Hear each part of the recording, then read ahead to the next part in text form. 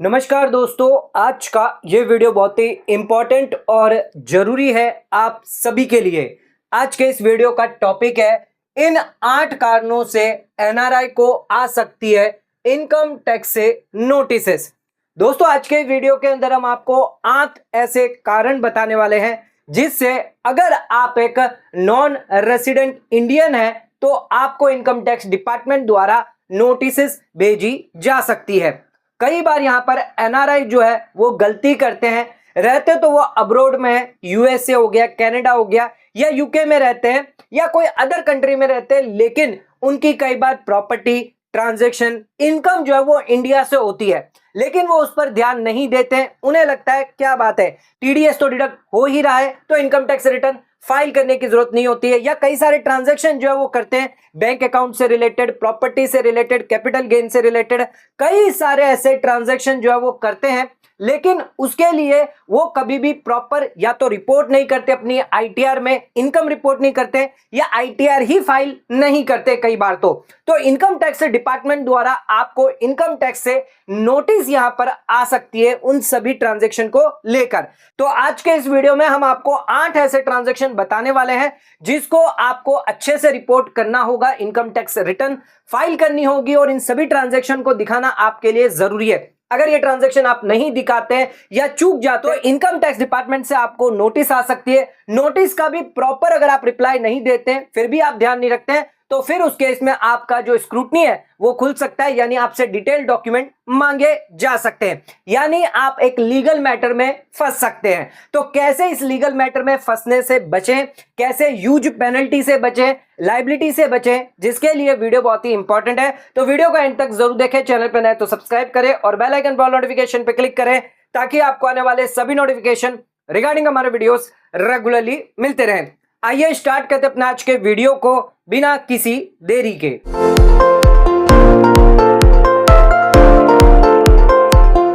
तो दोस्तों, आइए स्टार्ट करते अपने आज के वीडियो को और बात करते हैं 8 ऐसे रीजन जिसकी वजह से एनआरआई को इनकम टैक्स की नोटिस आ सकती है। सबसे पहला कारण क्या है, आइए जानते हैं।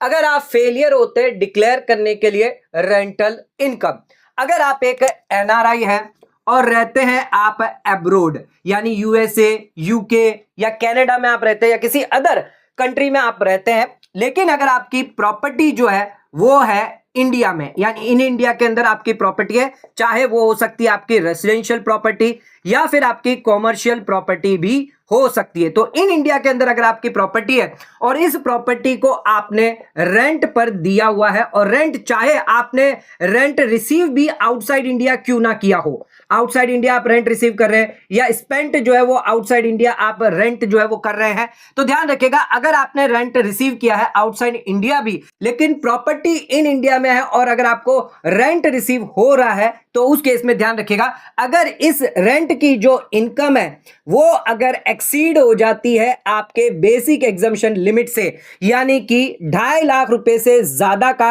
रेंट जो है वो पूरे साल के अंदर अगर आपको मिल रहा है, तो उस केस में आपको आईटीआर फाइल करना होता है मैंडेटरी। कई एनआरआई जो है वो आईटीआर फाइल नहीं करते, उन्हें लगता है कि यहां पर जो टेनेंट है उन्होंने उनका जो टीडीएस है वो रिटर्न कर लिया होगा ऑन रेंट पर, और सरकार को जब जमा कर ही दिया ये टीडीएस तो उन्हें आईटीआर फाइल करने की जरूरत नहीं होती है। लेकिन ऐसा नहीं है, जो भी एनआरआई है ध्यान रखना है आपको आपकी बेसिक एग्जम्पशन लिमिट दी गई है 2.5 लाख रुपए तक की। एनआरआई हो, सीनियर सिटीजन एनआरआई भी क्यों ना हो, सभी के लिए 2.5 लाख की ओल्ड टैक्स रिजिम में बेसिक एग्जम्पशन लिमिट है। अगर आप न्यू टैक्स रिजिम ऑप्ट करते हैं तो उस केस में 3 लाख रुपए आपकी बेसिक एग्जम्पशन लिमिट होती है। तो 2.5 लाख से ऊपर अगर आपको रेंट मिल रहा है, भले ही आपका टीडीएस है टेनेंट द्वारा काटा क्यों ना गया हो, आपको आईटीआर फाइल करना मैंडेटरी होता है। एनआरआई आईटीआर फाइल नहीं करते, इस वजह से इनकम टैक्स डिपार्टमेंट को जब टीडीएस फाइल होता है, जब पता चलता है आपके 26A में टीडीएस है और आपकी इनकम भी इससे कंप्यूट हो जाती है कि कितना सालाना रेंट जो है वो आप कमा रहे हैं। अब इनकम टैक्स डिपार्टमेंट के पास डाटा है, लेकिन आप आईटीआर फाइल नहीं करते, इसकी वजह से इनकम रिपोर्ट नहीं होती, प्रॉपर यहां पर क्लैरिफिकेशन नहीं मिलता इनकम टैक्स डिपार्टमेंट को कि सिर्फ आपकी रेंट इनकम है या कोई और भी इनकम तो नहीं है। इस वजह से यहां पर आपको इनकम टैक्स डिपार्टमेंट द्वारा नोटिस इशू हो सकती है। तो डिपार्टमेंट की नोटिस से अगर बचना है तो आईटीआर जरूर फाइल करें। 2.5 लाख रुपए से ज्यादा अगर आपकी रेंटल इनकम होती है तो यहां पर आप आईटीआर फाइल कर सकते हैं। ध्यान रखिएगा, अगर आपकी रेंटल इनकम है तो आपको कई फायदे भी मिलते हैं। पहला, जितनी भी आपकी रेंटल इनकम होगी उस पर आपको 30% स्टैंडर्ड डिडक्शन मिल जाता है। इसी के साथ साथ आपको म्युनिसिपल टैक्स का भी फायदा यहां पर बेनिफिट जो है वो मिलता है। इसके अलावा अगर आपने होम लोन लिया है तो जो भी इंटरेस्ट आप पे कर रहे हैं ऑन होम लोन पर उसमें भी आपको फायदा मिलता है। और इसी के साथ साथ सेक्शन 80C में होम लोन आपने लिया है उसका अगर आप प्रिंसिपल रीपेमेंट करते हैं तो वो भी यहां पर आपको 1.5 लाख रुपए तक की ओल्ड टैक्स रिजीम में छूट मिल जाती है। तो ध्यान रखिएगा, अगर आप एक एनआरआई है तो रेंटल इनकम अपनी आईटीआर में शो करना ना भूलें। अगर आपकी कोई प्रॉपर्टी है, रेजिडेंशियल है, कॉमर्शियल है, दुकान है, मकान है, जमीन है, जायदाद है, जो भी आपने भाड़े पर दे के रखा हुआ है, तो ध्यान रखिएगा जो भी रेंट इनकम आपको मिल रही है पूरे साल में 2.5 लाख रुपए से ज्यादा है तो आईटीआर बनना कंपलसरी है। आईटीआर नहीं भरेंगे तो इनकम टैक्स डिपार्टमेंट की नजर में अगर आ जाते हैं तो इनकम टैक्स डिपार्टमेंट आपको नोटिस भेज सकता है। अपने सेकंड पॉइंट पे, तो अनडिक्लेयर इंटरेस्ट इनकम। मान लीजिए यहां पर एनआरआई है और एनआरआई का जो है सेविंग अकाउंट होल्ड करके रखा है इन इंडिया में। ध्यान रखिएगा, एनआरआई के लिए साफ साफ कहा गया है फीमा एक्ट के हिसाब से आप सेविंग अकाउंट जो है वो होल्ड नहीं कर सकते। या तो आपके पास एनआरई अकाउंट होना चाहिए या फिर आपके पास एनआरओ अकाउंट होना चाहिए। सेविंग अकाउंट है तो वहां से आपको ट्रांसफर करना होगा पैसा एनआरई में या फिर एनआरओ अकाउंट में। लेकिन कई एनआरआई ऐसे हैं जो अपना सारा पैसा जो है ह्यूज अमाउंट जो है वो सेविंग अकाउंट में रखते हैं, यानी रेसिडेंट सेविंग अकाउंट में रखते हैं और वहां से उनको जो है वो इंटरेस्ट मिलता है, इंटरेस्ट ऑन सेविंग अकाउंट से। एक तो ये हो गया। दूसरा, कई बार यहां पर एनआरआई क्या करते हैं, एफडी करवा देते हैं एनआरओ अकाउंट में, तो वहां से भी इनको यहां पर इंटरेस्ट मिलता है। तो जो भी इंटरेस्ट यहां पर मिल रहा है, चाहे वो सेविंग अकाउंट से मिल रहा हो, एफडी ऑफ एनआरओ अकाउंट से क्यों ना मिल रहा हो, यह इंटरेस्ट आपका होता है टैक्सेबल। और अगर ये स्लैब लिमिट 2.5 लाख रुपए से ज्यादा है तो उस केस में आपको आईटीआर जो वो फाइल करनी पड़ जाती है। लेकिन एनआरआई को इसके बारे में पता ही नहीं होता कि ये जो इंटरेस्ट है वो आपका टैक्सेबल है, या उनके पास ऐसे कोई अकाउंट है, उनको जानकारी नहीं होती, जिस वजह से वो आईटीआर फाइल नहीं करते, इनकम जो है वो रिपोर्ट प्रॉपर नहीं करते। ध्यान रखिएगा, अगर एनआरआई का एनआरई अकाउंट है वहां से अगर कोई भी ब्याज आपको मिल रहा है तो वो होता है आपके लिए एग्जेम्प्ट है। लेकिन एनआरओ अकाउंट से अगर कोई भी इंटरेस्ट आपको मिलता है तो वो होता है आपके लिए टैक्सेबल। तो ये आपको अपने आईटीआर में शो करना होता है। अगर आपकी स्लैब लिमिट 2.5 लाख रुपए से ज्यादा एक्सीड कर दी गई है, बैंक द्वारा भी यहां पर फिक्स डिपॉजिट इंटरेस्ट पर आपका टीडीएस जो है वो डिडक्ट होता है। तो इनकम टैक्स डिपार्टमेंट को जानकारी तो हो जाती है, बैंक से इंफॉर्मेशन मिल जाती है, आपका टीडीएस डिडक्ट हुआ है इससे इंफॉर्मेशन मिल जाती है, और लिमिट से ज्यादा अगर आपने सेविंग अकाउंट में फिक्स डिपॉजिट अगर करवाया है तो उससे भी जानकारी इनकम टैक्स डिपार्टमेंट को मिल जाती है। तो इनकम टैक्स डिपार्टमेंट के पास आपकी इंफॉर्मेशन होती है और आप आईटीआर नहीं फाइल करते, लिमिट से ज्यादा है फिर भी आप फाइल नहीं कर रहे, तो ये एक बहुत बड़ी परेशानी का कारण हो सकता है। इनकम टैक्स डिपार्टमेंट आपको कभी भी नोटिस भेजकर आपसे पूछ सकता है कि ये इनकम आपने क्यों नहीं दिखाई, आपने आईटीआर क्यों नहीं फाइल किया। कई सारे लीगल नोटिसेस जो है वो आपको फेस करने पड़ सकते हैं। तो ध्यान रखिएगा, अगर आपकी अनडिक्लेयर इंटरेस्ट इनकम हुई तो इनकम टैक्स डिपार्टमेंट से आपको नोटिस आ सकती है। तो एनआरआई को एक तो सेविंग अकाउंट नहीं होना चाहिए, एनआरई और एनआरओ अकाउंट आपके पास होना चाहिए। एनआरओ अकाउंट से जो भी ब्याज आपको मिलेगा वो आपके लिए टैक्सेबल होता है। जाते अपने थर्ड पॉइंट पे, तो इनकम अगर आपको हुई है फ्रॉम सेल ऑफ असेट्स और प्रॉपर्टी, तो अगर आपने कोई भी असेट्स है या आपने कोई भी प्रॉपर्टी जो है वो बेची है इन इंडिया के अंदर, तो इंडिया में आपने कोई भी असेट्स या प्रॉपर्टी बेची है, असेट्स यानी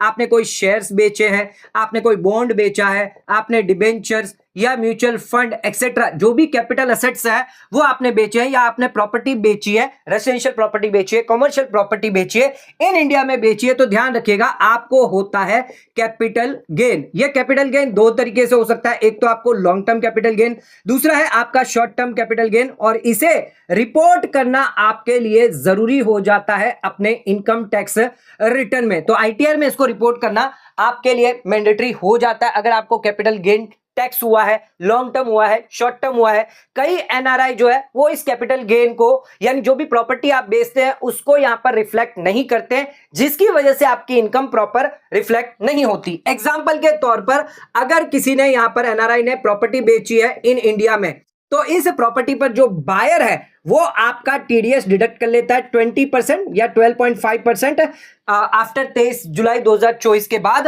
तो उस केस में यहां पर आपका लॉन्ग टर्म कैपिटल गेन है या शॉर्ट टर्म कैपिटल गेन है, तो इस केस में 30% टीडीएस डिडक्ट हो गया और यह सरकार को जमा कर दिया गया। तो अब एनआरआई ये सोचते हैं कि यहां पर जब टीडीएस जो है वो गवर्नमेंट को जमा कर दिया गया तो उसकी कोई भी अब ऑब्लिगेशन नहीं है, ऑलरेडी सरकार को तो टैक्स पहुंच चुका है, तो मुझे यहां पर आईटीआर फाइल क्यों करना होगा, क्या यहां पर मुझे जरूरत होगी आईटीआर फाइल करने की। तो दोस्तों ध्यान रखिएगा, यहां पर आपको आईटीआर फाइल करना जरूरी होता है। अगर आपने कोई भी एसेट बेची है, प्रॉपर्टी बेची है, तो प्रॉपर कितने में आपने बेची है, सेल वैल्यू क्या है, प्रॉपर स्टैंप ड्यूटी वैल्यू वहां पर होनी चाहिए, इसके अलावा कितनी कॉस्ट यानी कितने में आपने खरीदी थी, ये सारी डिटेल आपको इनकम टैक्स रिटर्न में देनी पड़ जाती है। ध्यान रखिएगा, आपकी जो स्लैब है 2.5 लाख से ज्यादा है, वो स्लैब जो है टोटल इनकम देखी जाती है। टोटल इनकम अगर आपकी एक्सीड होती है 2.5 लाख रुपए से ज्यादा, तो आपको यहां पर आईटीआर फाइल करना मैंडेटरी होता है। लेकिन इस टोटल इनकम में ध्यान रखिएगा कैपिटल गेन भी आ जाता है, तो अगर आपको कैपिटल गेन हुआ है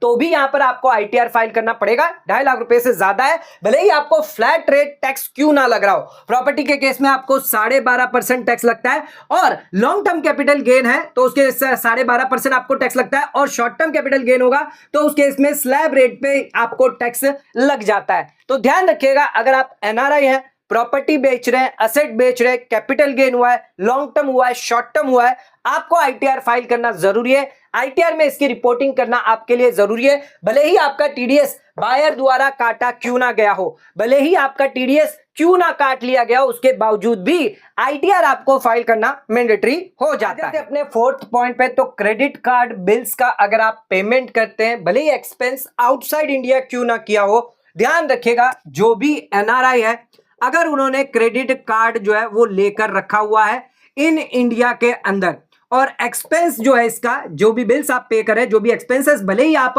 आउटसाइड इंडिया क्यों ना कर रहे हो, लेकिन आपने बिल का जो पेमेंट है वो यहां पर इंडिया के बैंक से दिया है, यानी इंडियन बैंक से अगर आपने पेमेंट किया है, तो उस केस में ये हाई वैल्यू ट्रांजैक्शन की लिमिट में आ जाता है। भले यहां पर कोई आपकी इनकम नहीं है, आपके भले ये एक्सपेंसेस है, खर्चे हैं, लेकिन ये हाई वैल्यू ट्रांजैक्शन माने जाते हैं। और अगर आपने कैश में पूरे साल में ईयरली अगर आपने कैश में 1 लाख रुपए से ज्यादा क्रेडिट कार्ड का जो बिल है वो पे किया हो, या फिर बैंक के थ्रू, बैंक के आपने पेमेंट किया है 10 लाख रुपए या उससे ज्यादा, तो ध्यान रखिएगा आपको यहां पर ये सभी चीजें जो है वो कंप्लायंस पोर्टल पर रिपोर्ट करनी होती है। तो कंप्लायंस पोर्टल पर आप रिपोर्ट करें ताकि आपके जितने भी ट्रांजैक्शन है वो प्रॉपर्ली यहां पर रिपोर्ट हो। अगर ये रिपोर्ट आप नहीं करते तो इनकम टैक्स डिपार्टमेंट आपको नोटिस भेज सकता है, आपसे पूछ सकता है आपका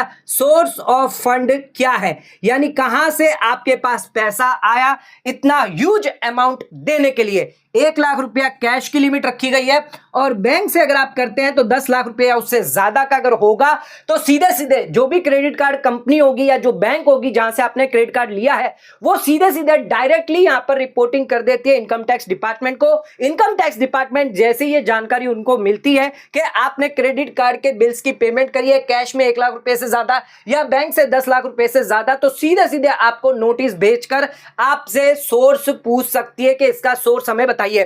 कई बार एनआरआई जो वो आईटीआर फाइल नहीं करते, उन्हें लगता है पेमेंट ही तो किया, कोई इनकम थोड़ी है, तो आईटीआर फाइल करने की जरूरत नहीं है, या कंप्लायंस पोर्टल पर इसकी जानकारी नहीं देते, जिसकी वजह से वो कभी भी परेशानी में फंस सकते हैं। तो ध्यान रखिएगा, अगर आप एक एनआरआई है तो क्रेडिट कार्ड बिल्स का अगर आप पेमेंट कर रहे हैं तो इसकी रिपोर्टिंग जरूर करें। अपने नेक्स्ट पॉइंट पे, तो अगर आप प्रॉपर्टी बाय करते इन इंडिया में तो यहां पर आपको इनकम टैक्स से नोटिस आ सकती है।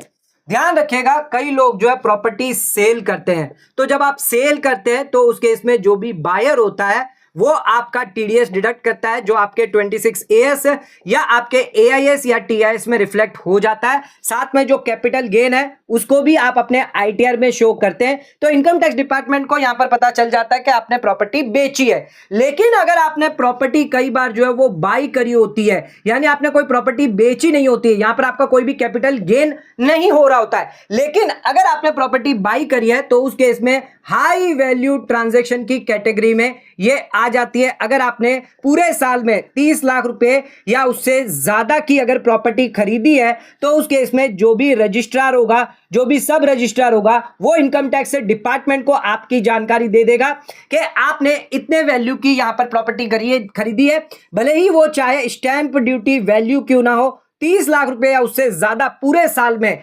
फाइनेंशियल ईयर में अगर आपने प्रॉपर्टी बाई करी है, तो उस केस में आपके इनकम टैक्स डिपार्टमेंट को जानकारी आ जाती है। अब एनआरआई कई बार सोचते हैं ये तो हमने इन्वेस्टमेंट किया है, यहां पर हमारी कोई इनकम तो है नहीं, तो आईटीआर तो हमें फाइल करना नहीं होगा, लेकिन ऐसा नहीं है। भले ही आपने इन्वेस्टमेंट क्यों ना किया है, लेकिन आपको ये रिपोर्ट करना होता है जो भी आपके हाई वैल्यू ट्रांजैक्शन होते हैं। तो जो भी आपने प्रॉपर्टी खरीदी है, इसका सोर्स जो है वो प्रॉपर होना चाहिए। इनकम टैक्स डिपार्टमेंट अगर आप आईटीआर फाइल नहीं करेंगे, डिक्लेयर नहीं करेंगे, तो आपसे सोर्स पूछेगा कि कहां से ये आपके पास पैसा आया।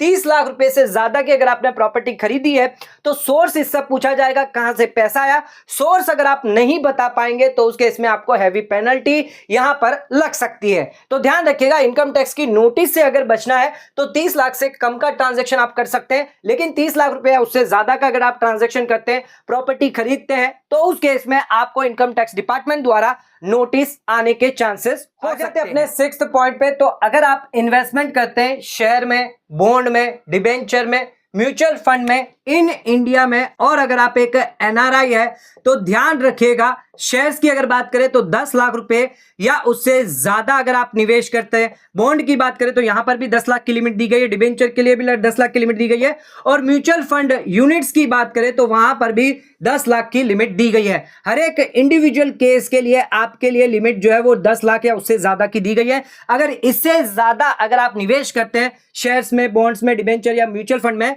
तो जो भी कंपनी जो है वो शेयर्स इश्यू कर रही है, या जो म्यूचुअल फंड जो मैनेजर है वो यहां पर म्यूचुअल फंड देख रहे हैं, या जो ट्रस्टी है वो यहां पर इश्यू करते हैं, या फिर जो भी बॉन्ड जिस कंपनी से आपने खरीदा है या डिबेंचर जिसने आपने खरीदा है, वो आपकी रिपोर्टिंग कर सकता है इनकम टैक्स डिपार्टमेंट को। इनकम टैक्स डिपार्टमेंट को आपकी रिपोर्टिंग कर दी जाएगी, और इनकम टैक्स डिपार्टमेंट देखेगा क्या ये ट्रांजैक्शन आपने शो किए हैं आईटीआर में, क्या आईटीआर आपने फाइल करी है। अगर आपने आईटीआर फाइल नहीं करी, तो ये जो ट्रांजैक्शन है इसका सोर्स आपसे पूछा जा सकता है, आपको यहां पर नोटिस भेजी जा सकती है। तो अगर आप इस नोटिस का जवाब नहीं देंगे, तो फिर आपके खाते के स्क्रूटनी की जाएगी और डिटेल डॉक्यूमेंटेशन फिर आपसे मांगे जाएंगे। और कई बार तो पुराने सालों के भी जो इनकम्स है वो भी अगर आपने रिपोर्ट नहीं की होती है, वो भी इनकम टैक्स डिपार्टमेंट की कई बार नजर में आ जाती है। तो एक छोटी सी गलती की वजह से आपको इनकम टैक्स डिपार्टमेंट से नोटिस आ सकती है। अगर आप ये ट्रांजैक्शन कर रहे हैं 10 लाख रुपए उससे ज्यादा,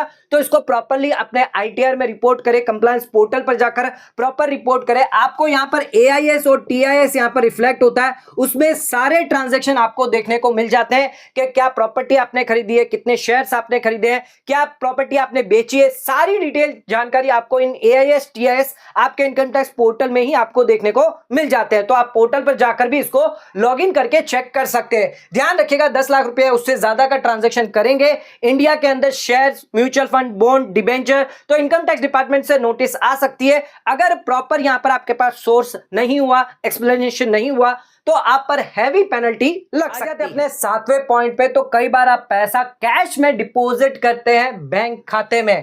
अगर आपके पास सेविंग अकाउंट है या आपके पास करंट अकाउंट है, तो ध्यान रखिएगा सेविंग अकाउंट में आपने 10 लाख रुपए या उससे ज्यादा मोर देन 10 लाख रुपीस आपने जो है कैश डिपॉजिट किया है, या फिर अगर आपके पास करंट अकाउंट है जिसमें आपने पूरे साल में 50 लाख रुपए या उससे ज्यादा का ट्रांजैक्शन किया है, कैश जो है वो आपने डिपॉजिट किया है, या फिर कैश जो है वो आपने विड्रॉ किया है, तो उस केस में जो भी बैंक होगी, यानी इंडिया में जो भी बैंक है, वो आपकी रिपोर्टिंग करता है इनकम टैक्स डिपार्टमेंट को, और इनकम टैक्स डिपार्टमेंट जो है वो यहां पर आपको रेड फ्लैग कर देता है कि यहां पर आपने जो ट्रांजैक्शन है जो सेट करी थी लिमिट इनकम टैक्स डिपार्टमेंट द्वारा, उससे ज्यादा आपने ट्रांजैक्शन कर लिए है। अब इनकम टैक्स डिपार्टमेंट आपसे पूछ सकता है कि ये जो पैसा है, ये मनी जो आपके पास कैश है, वो कहां से आया है, इसका प्रॉपर सोर्स आप बताइए। अगर आप इसका सोर्स नहीं बताते हैं, तो उस केस पे आपको हैवी पेनल्टी और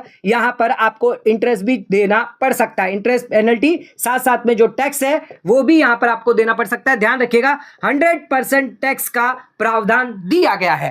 तो अगर आप डिपॉजिट करते हैं, कैश डिपॉजिट करते हैं, बैंक खाते में करते हैं, तो लिमिट जान लीजिए, सेविंग अकाउंट में 10 लाख रुपए से ज्यादा ना करें, और करंट अकाउंट है तो 50 लाख रुपए से ज्यादा ना करें, कैश डिपॉजिट ना करें, कैश विड्रॉल ना करें। अगर आप ऐसा करते हैं तो इनकम टैक्स डिपार्टमेंट को आपकी जानकारी रिपोर्टिंग हो सकती है, और इनकम टैक्स डिपार्टमेंट जो है वो आपको नोटिस भेजकर आपसे यहां पर सोर्स और जो भी पैसा आपने कहां से कमाया है, कहां से आपको ये इनकम हुई है, इसकी जानकारी आपसे मांग सकता है। कई बार एनआरआई आईटीआर फाइल नहीं करते, इस वजह से उनको और यहां पर दिक्कत हो सकती है। तो अपनी आईटीआर रेगुलर फाइल करें, सभी इनकम को प्रॉपर्ली दिखाएं, सारे ट्रांजैक्शन को दिखाएं, तब कभी भी आपको दिक्कत नहीं आएगी। लेकिन अगर आप आईटीआर फाइल नहीं करते, ट्रांजैक्शन प्रॉपर नहीं दिखाते, अनअकाउंटेड मनी है आपके पास, अनअकाउंटेड कैश है, बैंक में जाकर जमा कर रहे हैं, सेविंग अकाउंट में जाकर जमा कर रहे हैं, करंट अकाउंट में जाकर जमा कर रहे हैं, कितना भी जमा कर रहे हैं आपको पता ही नहीं चल रहा है, तो उसमें आपको दिक्कत आ सकती है। आपको यहां पर नोटिस इनकम टैक्स डिपार्टमेंट द्वारा भेजी जा सकती है। 8वें पॉइंट पे, तो अगर आप इलेक्ट्रिसिटी बिल का पेमेंट करते हैं, जो भी प्रॉपर्टी है आपकी इन इंडिया में, कई बार यहां पर एनआरआई जो है जिनकी प्रॉपर्टी होती है, रेसिडेंशियल प्रॉपर्टी होती है या फिर कॉमर्शियल प्रॉपर्टी होती है इन इंडिया में, और वहां पर आपको इलेक्ट्रिसिटी का जो है बिल का यहां पर कई बार पेड करते हैं, जो 1 लाख रुपए या उससे ज्यादा का अगर आप बिल का पेमेंट कर रहे हैं एनुअली, सालाना के तौर पर आपने पूरे साल में 1 लाख रुपए उससे ज्यादा का इलेक्ट्रिसिटी बिल अगर पेड किया है, तो इस केस में आपकी रिपोर्टिंग जो है वो इनकम टैक्स डिपार्टमेंट को कर दी जाती है, और इनकम टैक्स डिपार्टमेंट देखता है कि अगर आपने 1 लाख रुपए से ज्यादा का बिल का पेमेंट किया है तो आपको यहां पर नोटिस आ सकती है। ध्यान रखिएगा, भले ही आपकी लिमिट जो है, इनकम टैक्स की जो लिमिट है वो 2.5 लाख से कम भी क्यों ना हुई, तो भी यहां पर आपको केस में आईटीआर फाइल करना जरूरी होता है। लेकिन कई बार जो है आपका इलेक्ट्रिसिटी बिल होता है, आपको पता नहीं होता, आप आईटीआर फाइल नहीं करते, इसके वजह से भी आपको यहां पर दिक्कत आ सकती है। इस केस में आपको मैंडेटरली आईटीआर फाइल करना होता है। एनआरआई रहते तो अब्रॉड है, प्रॉपर्टी है इंडिया के अंदर, कितना लाइट बिल आ रहा है, कितना पेमेंट हो रहा है, उन्हें कोई आइडिया नहीं है, कितनी थ्रेशोल्ड लिमिट है, कुछ भी पता नहीं होता है, जिसकी वजह से आप यहां पर दिक्कत में आ सकते हैं। यहां पर आपको आईटीआर फाइल करना मैंडेटरी होता है। कई सारे केसेस हैं जहां पर आपको आईटीआर फाइल करना होता है, जैसे कि अगर आप फॉरेन ट्रैवल करते हैं और 2 लाख रुपए से ज्यादा अगर आपने पैसा खर्च किया है, खुद पर किया है, अपने फैमिलीज पर किया है, तो आपको आईटीआर फाइल करना मैंडेटरी हो जाता है। मैंडेटरी होता है आपको आईटीआर फाइल करना। अगर आपने सेविंग अकाउंट के अंदर डिपॉजिट किया है पूरे साल में 50 लाख रुपए या उससे ज्यादा, तो भी आपको आईटीआर फाइल करना होता है। अगर आपने करंट अकाउंट के अंदर डिपॉजिट किया है 1 करोड़ रुपए से ज्यादा, तो भी आईटीआर फाइल करना होता है। ये हम उन लोगों के लिए बता रहे हैं जिनकी इनकम जो है वो 2.5 लाख से कम है, फिर भी आपको आईटीआर फाइल करना मैंडेटरी हो जाता है। अगर आपका टीडीएस या फिर टीसीएस डिडक्ट हुआ है 25,000 रुपए और सीनियर सिटीजन है तो उस केस में 50,000 रुपए, तो यहां पर आपको आईटीआर फाइल करना मैंडेटरी हो जाता है। लाइट बिल का तो हमने आपको बता दिया, अगर आप लाइट बिल पेमेंट करते हैं 1 लाख रुपए या उससे ज्यादा, तो आपको आईटीआर फाइल करना मैंडेटरी हो जाता है। इसके अलावा अगर आपका बिजनेस है, प्रोफेशन है, तो बिजनेस के केस में 60 लाख रुपए से ज्यादा का अगर आपका टर्नओवर है, और प्रोफेशन के केस में 10 लाख रुपए से ज्यादा की अगर आपकी ग्रॉस रिसिप्ट है, तो इन कुछ केस के अंदर आपको आईटीआर फाइल करना मैंडेटरी होता है, भले ही आपकी बेसिक एग्जम्पशन लिमिट 2.5 लाख से कम भी क्यों ना हुई। यानी आपकी इनकम 1 लाख है, 2 लाख है, फिर भी आपको आईटीआर फाइल करना होगा इन मैंडेटरी केसेस में। एनआरआई को यहां पर मैंडेटरी आईटीआर फाइल करनी होती है, लेकिन वो इस चीज को इग्नोर कर देते हैं, उन्हें पता नहीं होता, थ्रेशोल्ड लिमिट पता नहीं होती, जिसकी वजह से इनकम टैक्स डिपार्टमेंट उनको नोटिस भेज सकता है। तो आज के इस वीडियो में हमने आपको डिटेल जानकारी दी, 8 ऐसे पॉइंट बताए, रीजन बताए जहां पर इनकम टैक्स डिपार्टमेंट द्वारा एनआरआईज को नोटिस भेजी जा सकती है। तो अगर ये ट्रांजैक्शन आप करते हैं, लिमिट से ज्यादा करते हैं, आईटीआर आपको फाइल होनी चाहिए। बेसिक एग्जम्पशन लिमिट से अगर आपकी इनकम है तो आईटीआर आप जरूर फाइल करें। इसी के साथ इन ट्रांजैक्शन को, जो भी आपकी इनकम है, जो भी आपके एसेट्स है, जो भी आपके इन्वेस्टमेंट है, हाई वैल्यू ट्रांजैक्शन है, इनको प्रॉपर्ली अपने इनकम टैक्स में रिपोर्ट जरूर करें, क्योंकि अगर आप ऐसा नहीं करेंगे तो इनकम टैक्स डिपार्टमेंट द्वारा आपको नोटिस भेजी जा सकती है। उस नोटिस का प्रॉपर रिप्लाई नहीं करने पर आपसे डिटेल इंफॉर्मेशन मांगी जा सकती है, फिर भी आप रिप्लाई नहीं करते तो आप पर स्क्रूटनी हो सकती है, आपके खाते, बही खाते आपके चेक किए जा सकते हैं, जिसकी वजह से आपको यहां पर टाइम कंज्यूम हो सकता है, लीगल प्रोसेस में आप फंस सकते हैं, कई सारी दिक्कत आपको हो सकती है। तो प्रॉपर अपनी आईटीआर जरूर फाइल करें। कभी भी आईटीआर ना फाइल करने की सिचुएशन ना हो आपको, हमेशा अपनी आईटीआर रेगुलर फाइल करें। सारी इनकम प्रॉपर रिपोर्ट जरूर करें। सारे हाई वैल्यू ट्रांजैक्शन भी रिपोर्ट प्रॉपर सही तरीके से करेंगे तो उस केस में कभी भी आपको दिक्कत नहीं आएगी। तो दोस्तों आज का वीडियो आपको कैसा लगा नीचे कमेंट करके हमें जरूर बताइए। जो लोग ये वीडियो एनआरआई है यानी आउट ऑफ इंडिया से देख रहे हैं तो वो अपनी कंट्री का नाम नीचे लिखकर हमें बता सकते हैं, जानकारी दे सकते हैं। वीडियो पसंद आए तो वीडियो को लाइक से सब्सक्राइब करना ना भूलें। वीडियो को ज्यादा से ज्यादा शेयर करें ताकि और लोगों तक इसकी नॉलेज पहुंच सके। आज का वीडियो यहीं खत्म करते हैं। धन्यवाद।